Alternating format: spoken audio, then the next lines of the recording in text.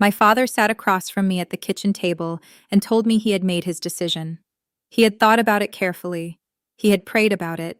He had talked to my mother about it. And after all of that thinking and praying and talking, he had chosen my brother. Not because Marcus had better ideas. Not because Marcus had proven himself more capable. Not because Marcus had worked harder or longer or with more dedication than anyone else in that business. But because Marcus was his son, and I was his daughter. And in my father's framework, built over 63 years of believing certain things without ever examining them, those two facts meant different things. I sat at that kitchen table, and I did not cry. I did not argue.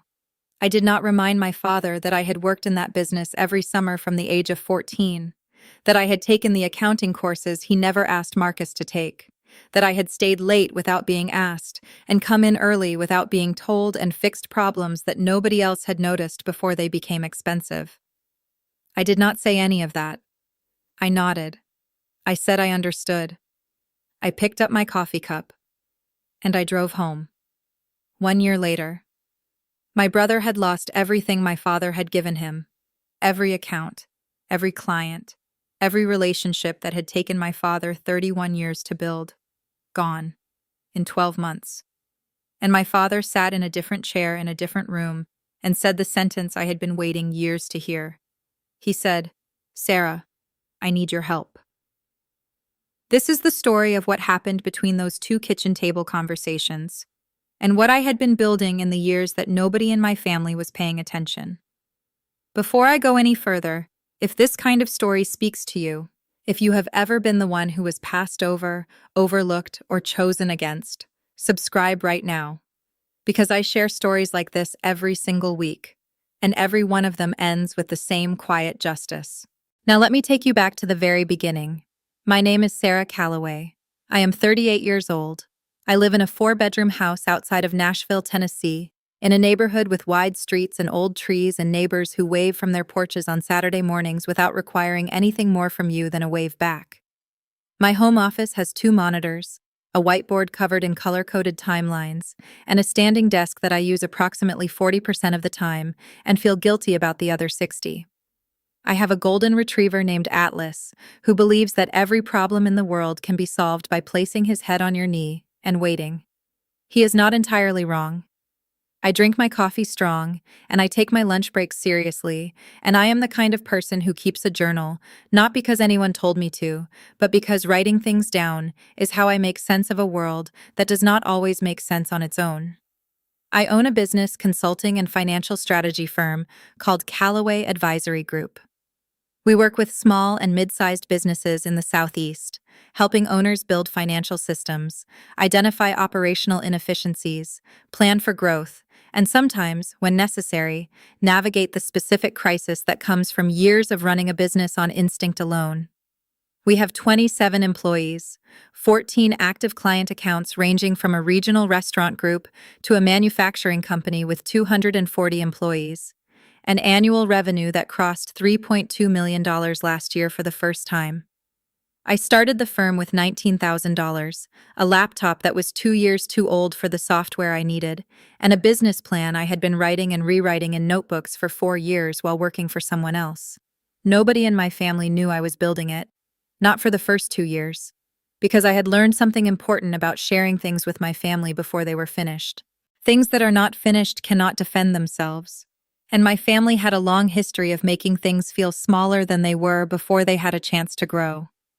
Let me tell you about the family I grew up in, because the story of what my father chose and what my brother lost cannot be understood without first understanding the world that produced all 3 of us. My father, Robert Calloway, built a business from nothing. That sentence is true, and it is important, and it is also the sentence my father used to begin almost every significant conversation he ever had with anyone who would listen. He said it at dinner tables and church events, and at the birthday parties of nephews and nieces who had not yet made any choices he could evaluate. He built a business from nothing. And he was right.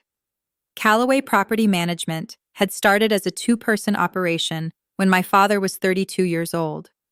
He managed rental properties for other owners in the Nashville area, collecting rent, coordinating maintenance, handling tenant issues, building relationships with property owners who did not want to be landlords but needed the income.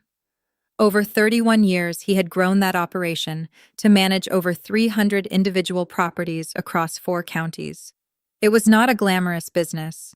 It was not the kind of thing that got written up in business magazines or mentioned at cocktail parties with particular enthusiasm.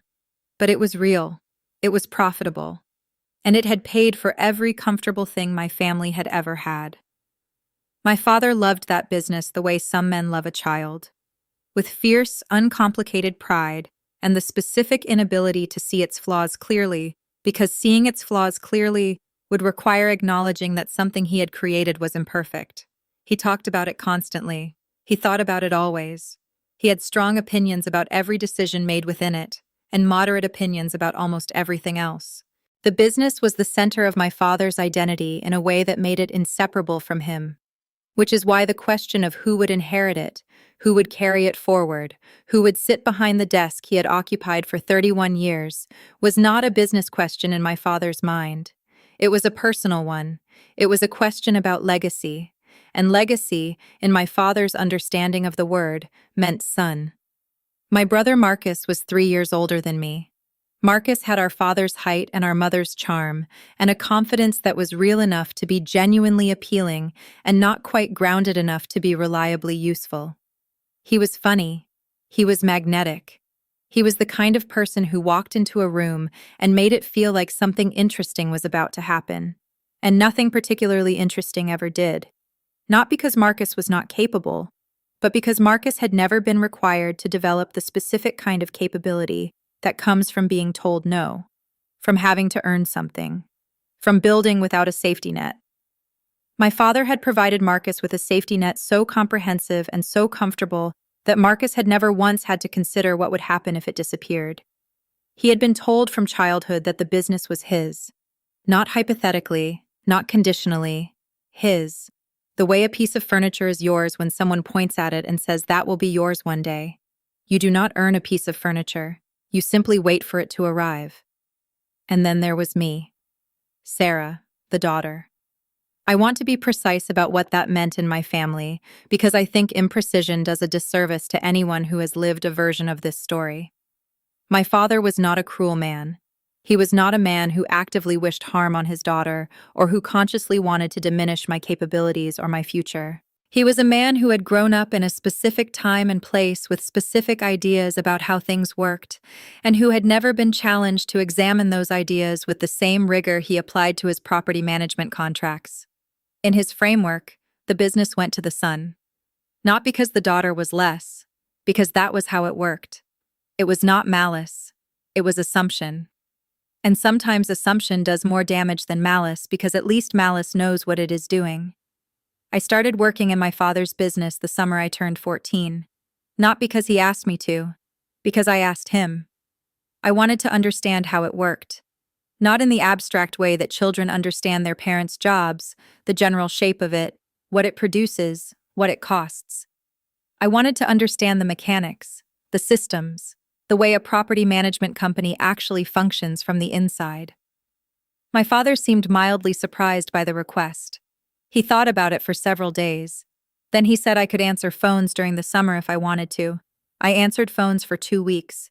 Then I started organizing the filing system, which had been managed by a combination of good intentions and chronic optimism for approximately 12 years, and had arrived at a state that could only be described as archaeological. By the end of that first summer, I had reorganized 4 years of paper records, created a simple tracking system for outstanding maintenance requests, and identified 6 properties whose rent had not been increased in over 3 years, despite the lease agreements containing annual adjustment clauses. My father said that was impressive. Then he hired a part-time bookkeeper to handle the filing going forward. I came back every summer through high school. Each year I understood more. Each year I contributed more. Each year I left with a clearer picture of what the business was and what it could be, and what was keeping it from being the second thing instead of only the first.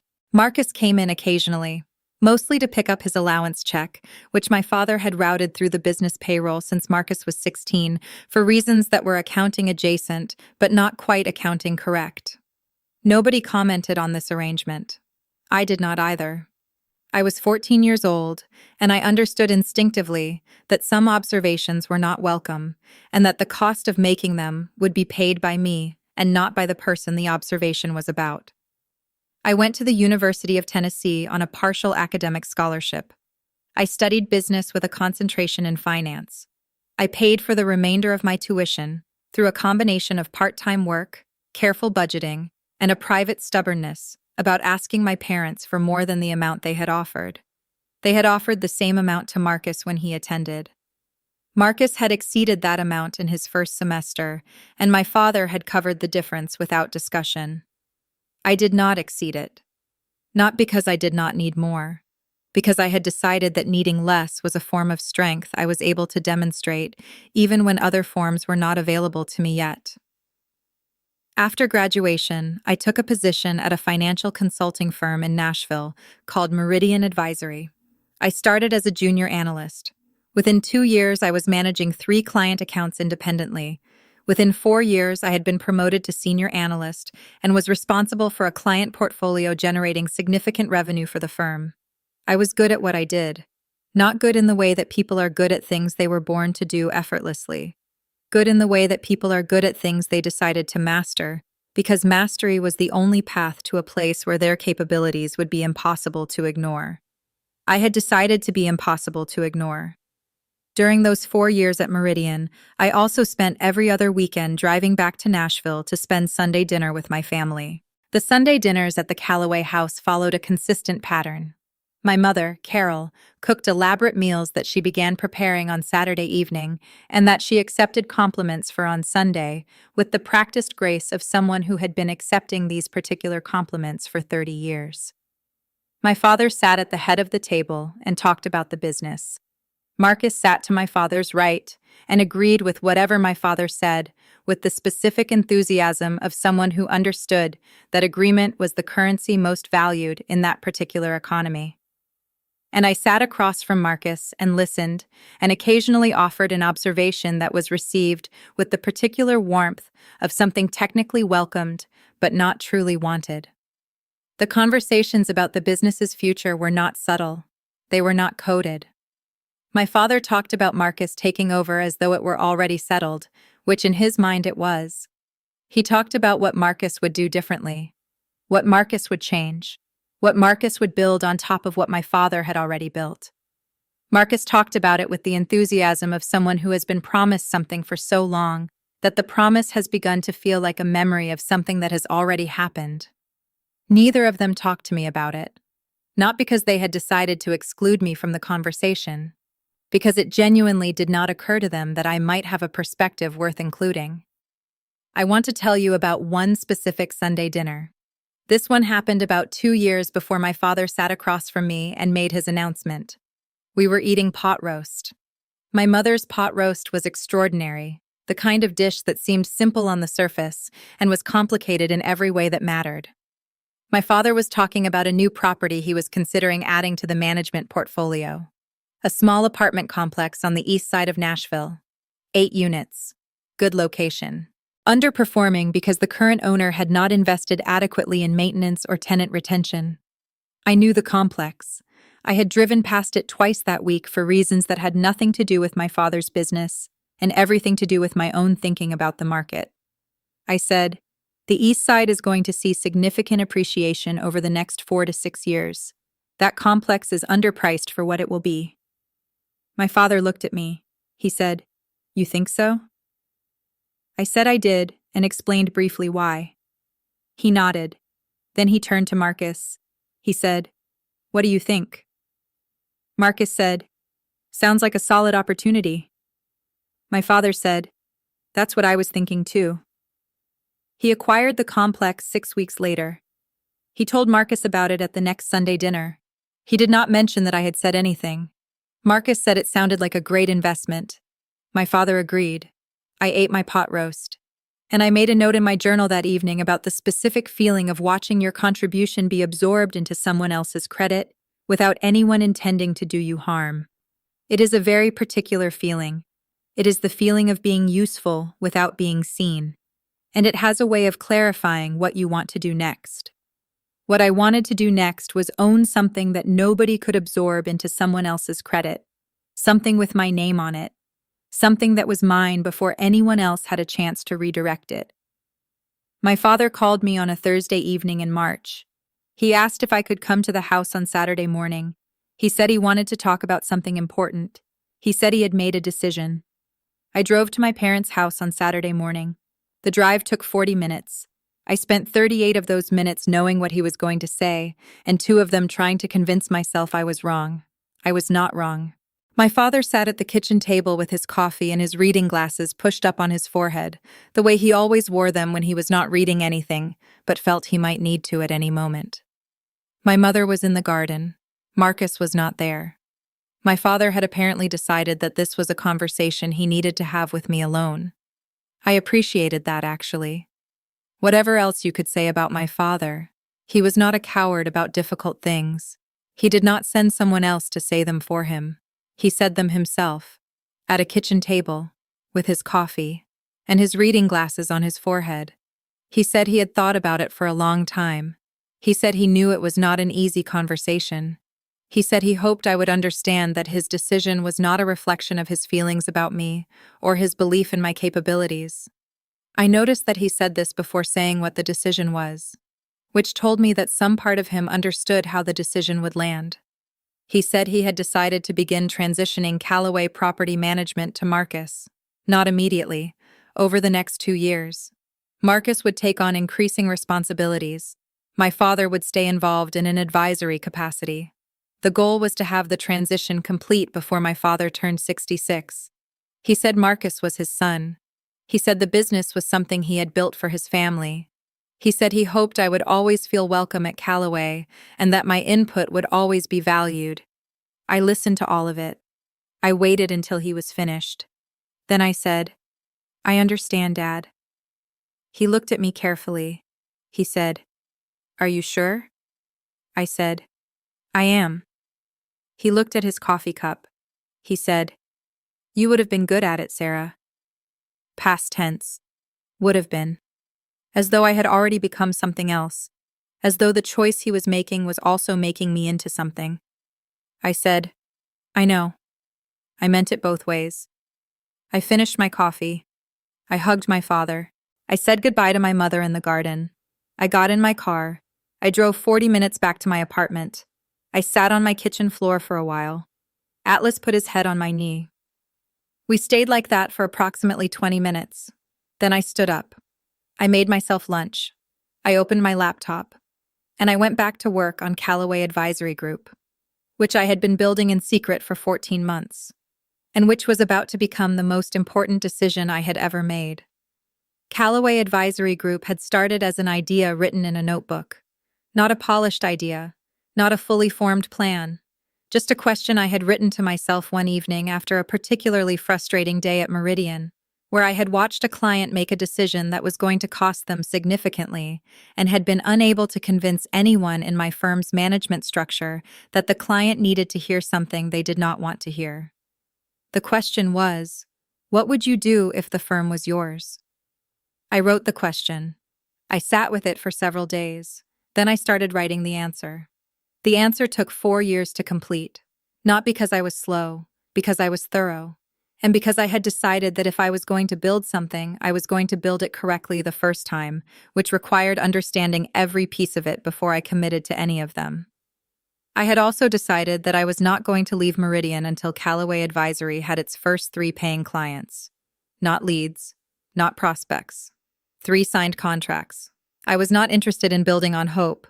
I was interested in building on evidence. The first client came from a referral from a former Meridian colleague who had moved to a small manufacturing company and needed financial strategy support that his new employer could not afford from a large firm. I quoted the engagement at a rate that was fair to both of us. He signed within a week. The second client was a restaurant owner I had met at a professional networking event who was trying to expand to a second location and was not sure her current financial structure could support the growth. It could not. I told her that directly. Then I told her what it would take to make it possible. She hired me because I had told her the things she needed to hear instead of the things she wanted to hear. The third client was the hardest to get and the most important.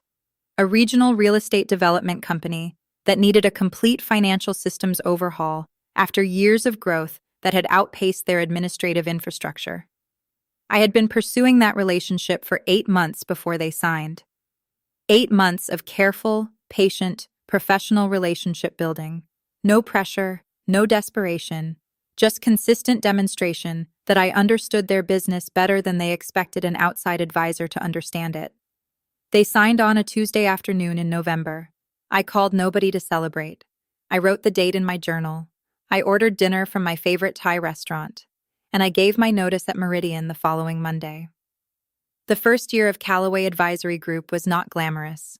I worked from my apartment for the first 8 months.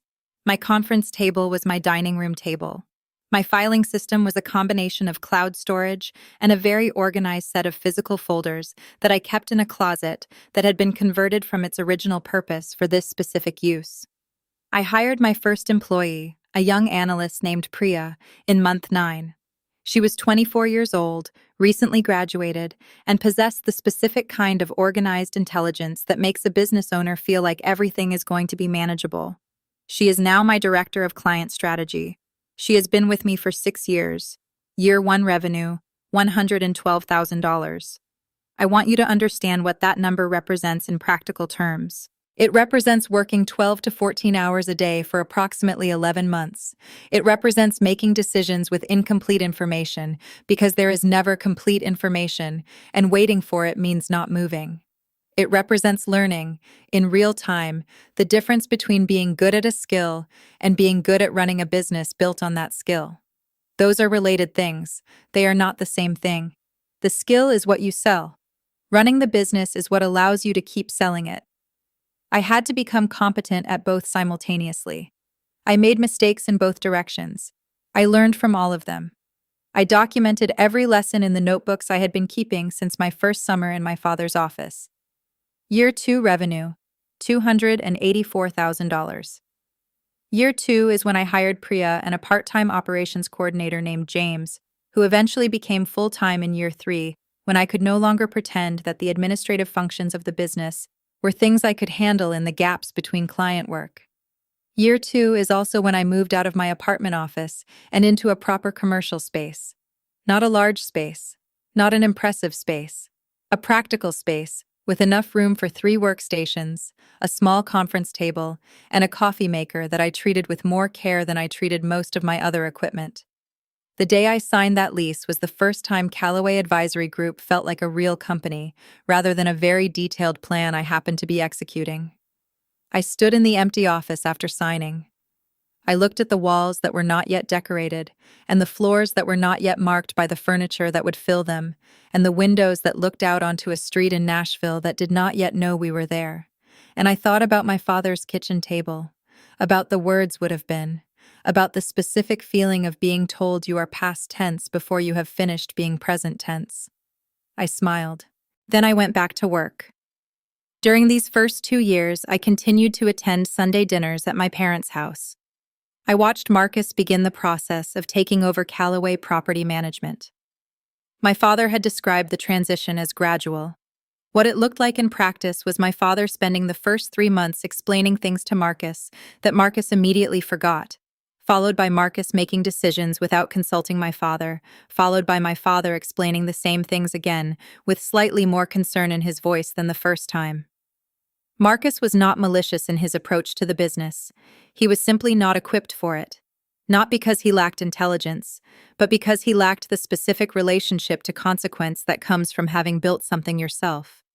When you build something yourself, you understand instinctively that every decision has a cost, because you have felt the cost of your own decisions. Marcus had been insulated from cost his entire adult life. He did not know what decisions cost. He was about to find out. I watched this happen from Sunday to Sunday. I did not intervene. Not because I wanted Marcus to fail, but because the failure was not mine to prevent. My father had made his choice. The consequences of that choice belonged to the people who had made it. I had my own consequences to manage, my own building to do, my own name to establish in a field where I intended to make it impossible to overlook. I stayed at those Sunday dinners long enough to be present. I left early enough to get back to work. And I said nothing about what I was building. Not yet. My father called me on a Friday afternoon in April. It was 14 months after the kitchen table conversation. His voice sounded different.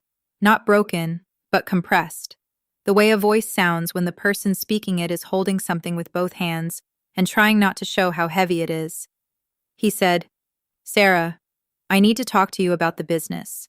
I said, "I'm listening." What my father told me over the next 45 minutes, I am going to tell you in the straightforward terms it deserves.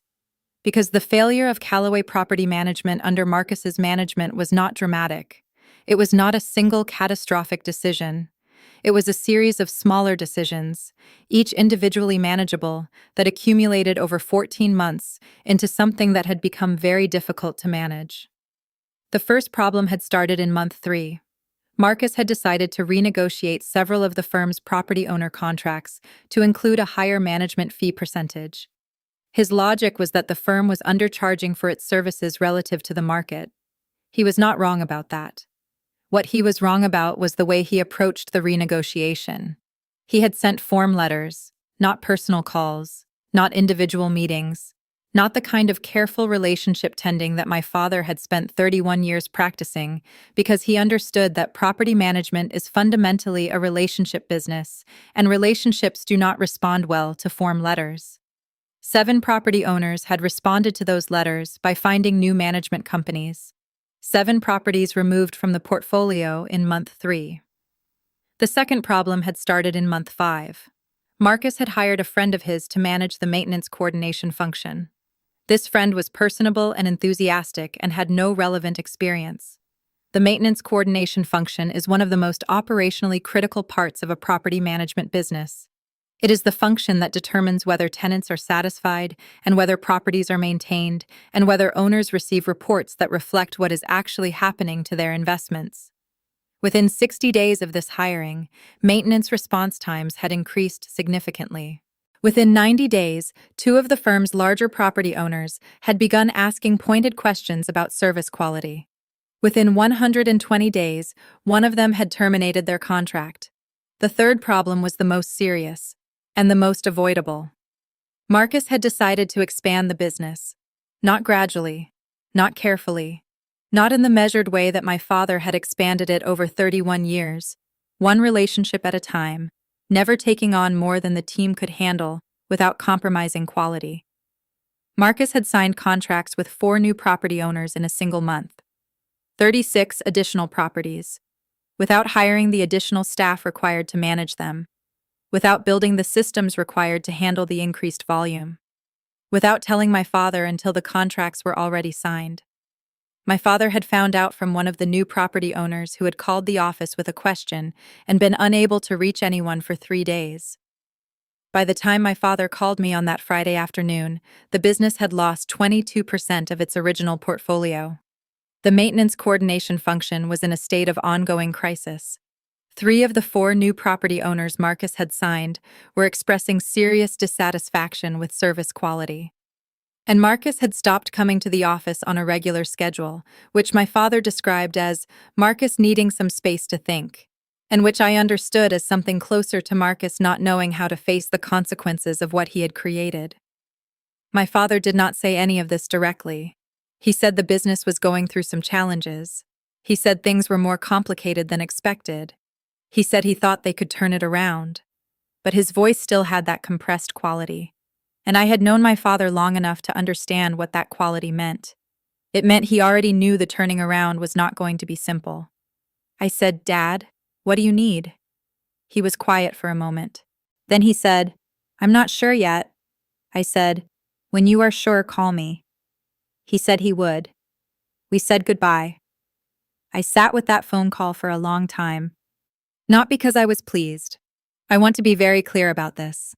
There was nothing in me that was pleased by what was happening to my father's business. That business had been the context of my childhood, the thing that had paid for my education and my family's stability, and 31 years of Sunday dinners at a table that always had enough on it. Watching it struggle was not satisfying. It was sad. And the specific sadness of watching something you love be damaged by someone else's carelessness is a very particular kind of grief. I felt that grief. And I also understood something important about it. The grief was real, but it did not belong on top of what I was building, because what I was building was mine, and I had not built it to be anyone's consolation prize. My father called again 6 weeks later. This time it was a Tuesday morning. Early. 7:14 according to my phone. My father did not call at 7:14 in the morning unless something required it. I answered. He said, "Are you available today?"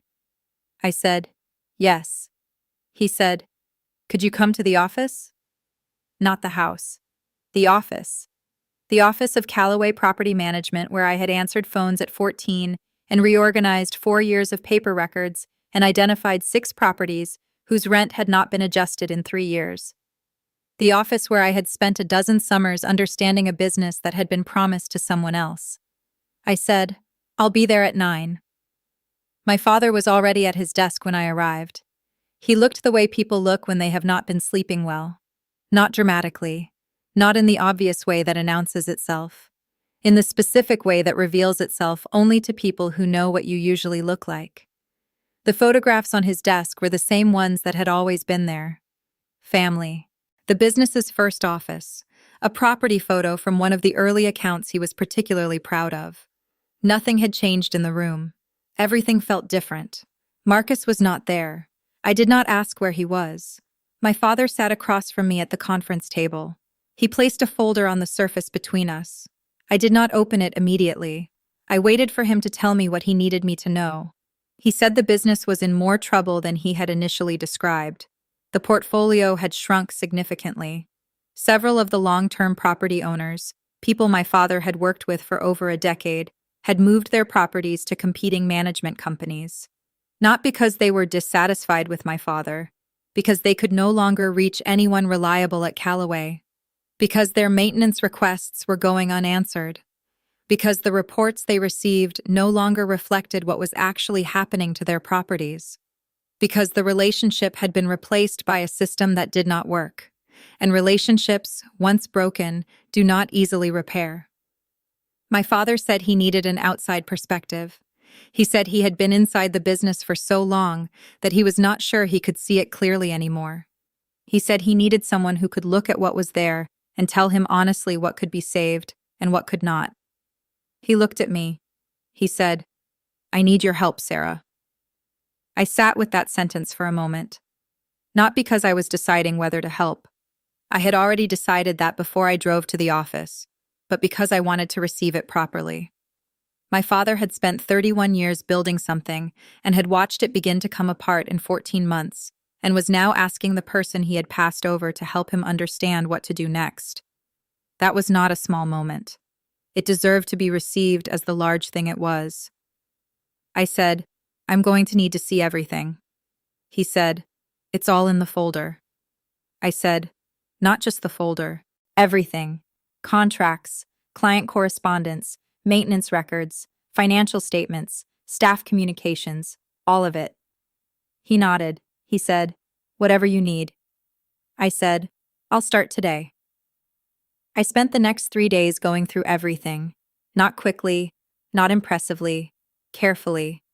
The way you go through the records of a business you respect, even when the records are telling you things that are difficult to hear. And the records were telling me difficult things. The portfolio had contracted by 31% from its peak under my father. Client satisfaction metrics, to the extent they could be reconstructed from correspondence, showed a sharp decline beginning in month 4 of Marcus's management. The financial statements showed that revenue had declined significantly, while overhead had actually increased, partly because of the expansion Marcus had attempted without the infrastructure to support it. The business was not in immediate danger of failing, but it was in sustained danger of becoming significantly smaller than it had been, which, for a business built on relationships that take decades to build, is a kind of failure. I wrote my assessment in the same notebook format I had been using since I was 14 years old, working in my father's office for the first time. Facts on the left, observations on the right, recommendations at the bottom, No assumptions, no emotions. Just what was there, and what it meant, and what could be done about it. On the fourth day, I sat across from my father at the conference table again. I placed my notebook open on the surface between us. I said, "I'm going to tell you what I found, and then I'm going to tell you what I think can be done, and I need you to hear all of it before you respond to any of it." He said, "All right." I said, "Some of it is going to be difficult." He said, "I know." I said, "Are you ready?" He said, "Yes." And I told him everything. I told my father that the business could be stabilized. Not immediately, not without significant effort, but the core of what he had built, the relationships with the property owners who had stayed, the reputation in the market, the systems that still functioned, those things were still there. What was not there was the operational discipline that had made them valuable. That had to be rebuilt. I told him that the expansion Marcus had attempted needed to be reversed. The 4 new property owners Marcus had signed had to be managed carefully. 2 of them were already lost. The other 2 could potentially be retained if service quality was restored immediately, and the communication was handled with transparency about what had gone wrong and what was being done to fix it. I told him that the maintenance coordination function needed to be restructured from the ground up. The friend Marcus had hired needed to be replaced, not because he was a bad person, because he was the wrong person for a function that required specific expertise. My father listened to all of this without interrupting. He was not defensive. He was not dismissive. He listened the way he had always listened when the information was important enough to deserve full attention. When I finished, he was quiet for a long moment. Then he said, "What about Marcus?" I said, "That's your decision, not mine." He said, "I'm asking for your opinion."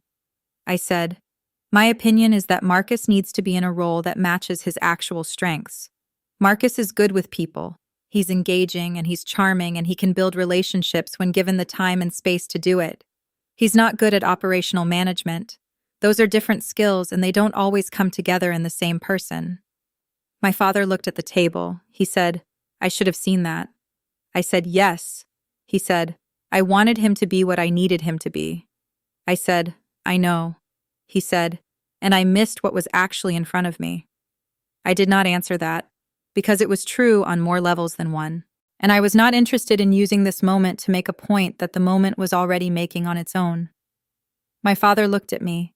He said, "Sarah." I said, "Yes." He said, "I made a mistake." I said, "I know." He said, "Not just with the business." I said nothing. He said, "I had assumptions that I never examined, about what legacy meant, about who was capable of carrying it, and those assumptions were wrong." The room was very quiet. He said, "I'm sorry." 2 words. Quiet, direct, no performance. I want to tell you what I felt in that moment, because I think honesty about this matters to the story. I felt something complicated.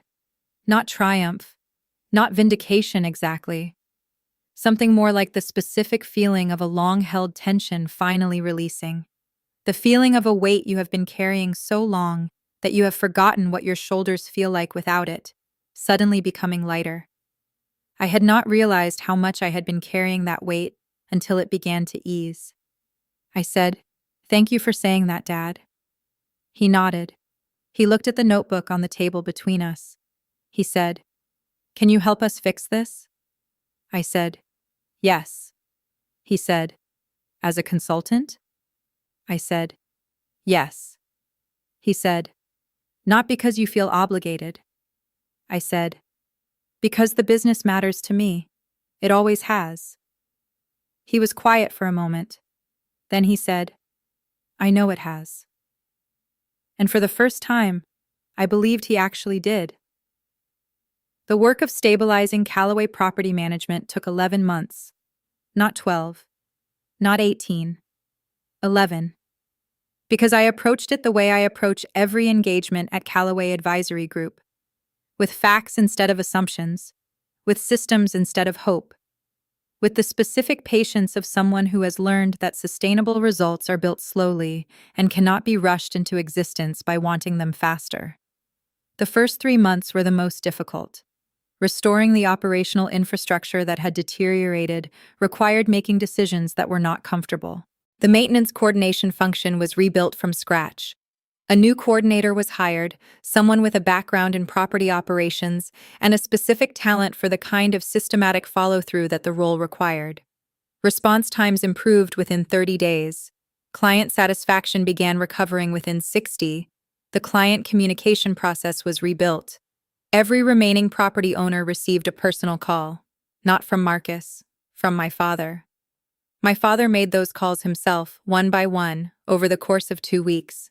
He apologized for the service disruption. He explained the changes being made. He asked for the opportunity to demonstrate that the standards that had made Calloway what it was were still present. 3 property owners who had been considering leaving decided to stay. 2 who had already left agreed to have a conversation about returning. One of them came back within 6 months. Marcus was moved into a client relationship role. Specifically, he was tasked with rebuilding relationships with property owners who had reduced their engagement with Calloway but had not yet fully departed. It was, as I had told my father, a role that matched Marcus's actual strengths. He was good at it.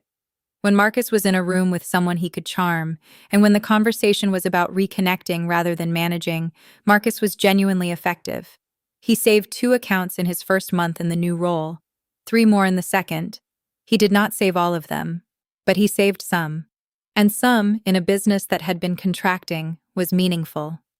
I want to say something about Marcus during this period, because he deserves a fair description. Marcus had not set out to damage his father's business. He had set out to prove himself worthy of the trust his father had placed in him. He had been given a responsibility that exceeded his preparation for it. He had made decisions without enough experience to understand their consequences.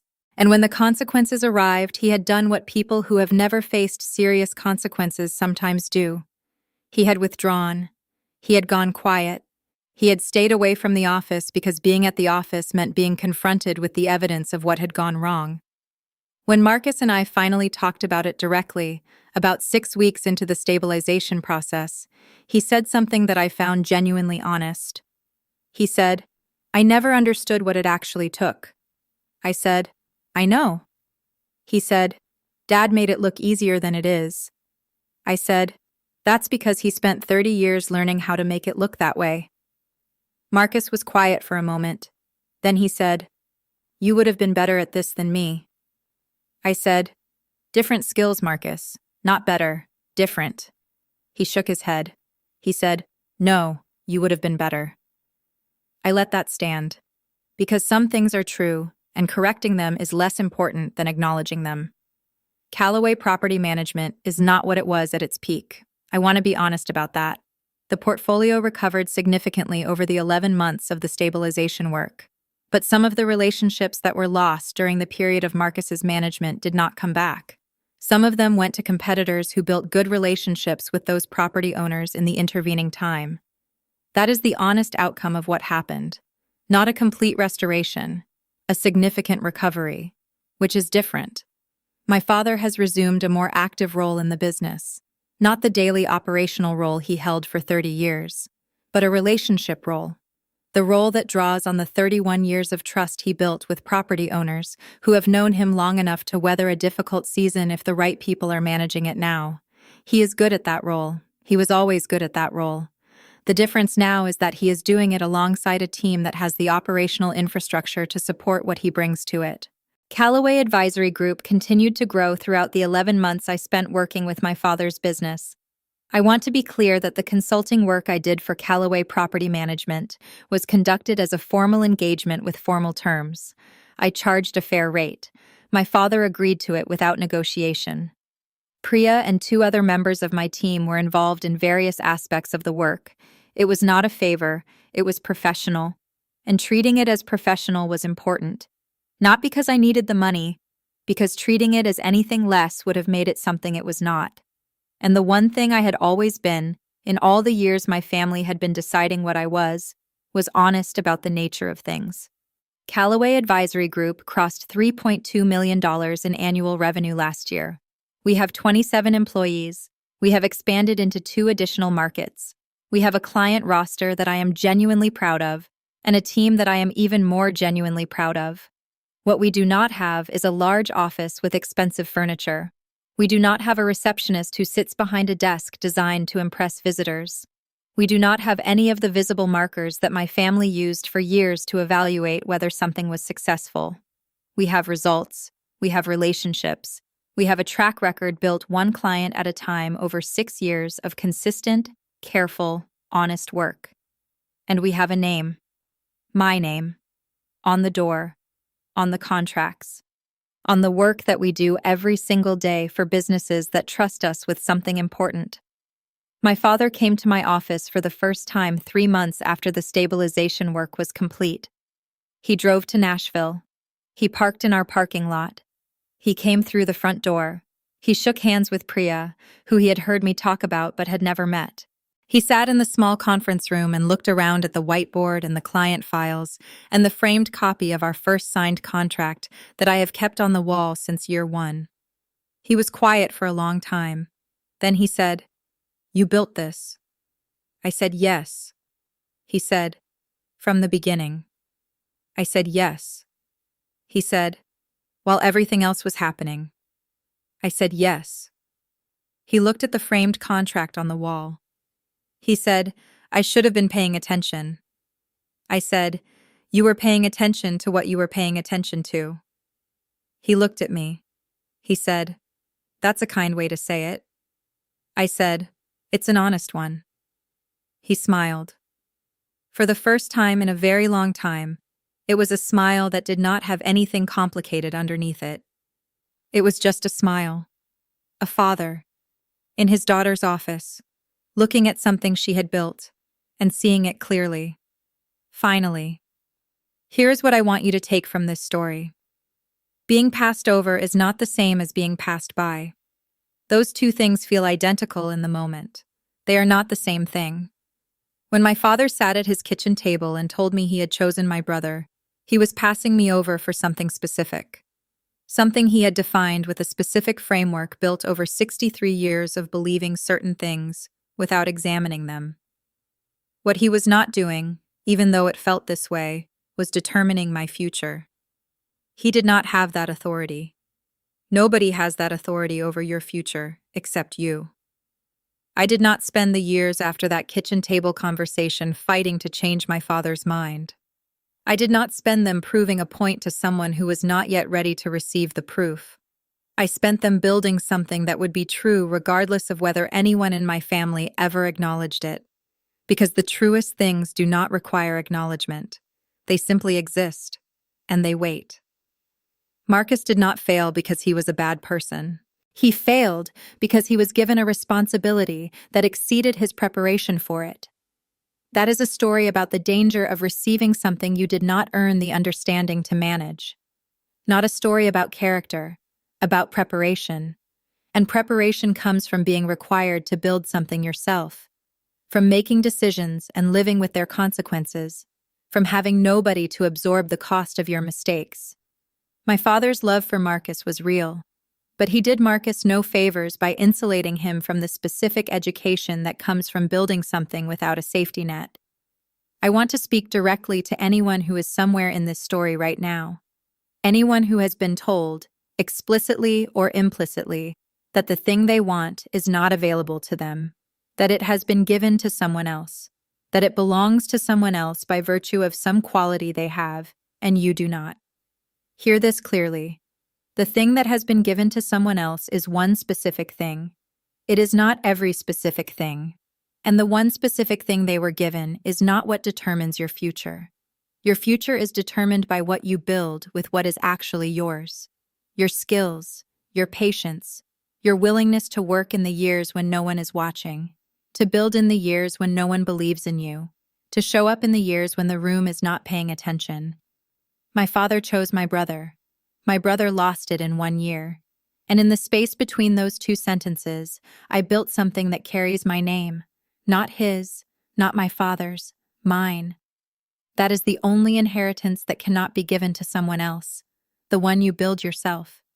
I am not telling you that everything works out. I am not telling you that patience always delivers justice on a schedule you recognize. I am telling you that the work you do in the quiet years, in the years when no one is celebrating you, in the years when someone else is receiving the thing you might have received, that work is not wasted. It is saved. It is stored. It is building the foundation of something that will one day be impossible to overlook. My father said he should have been paying attention. I said it was an honest way to put it. It was also a generous one, because the truth is that my father was paying attention. He just had not learned yet to look in the right direction. Sometimes the people who love you take longer to find you than they should. That is not your failure. That is theirs. And the most powerful thing you can do while you wait for them to look in the right direction is build something worth finding. Atlas is asleep at my feet as I write this. His head is on my shoe. He is completely undisturbed by the fact that it took my father 63 years to understand something that Atlas understood the first day we met. That the person in front of you deserves your full attention, not the person you expected to be there, the one who is actually there. Build quietly. Let the work speak. And when the right moment comes, let them read the name on the door. That name is the whole answer. If this story stayed with you, I would love for you to subscribe, because I share stories like this one every week. Stories of people who built quietly, who worked without applause, who were passed over and kept going, and who let the truth say everything their words never needed to. If you are living a version of this story right now, leave it in the comments. Not because I need the engagement, because someone else is reading those comments tonight who needs to know they are not alone in this. Keep building. The name on the door is worth everything it cost you.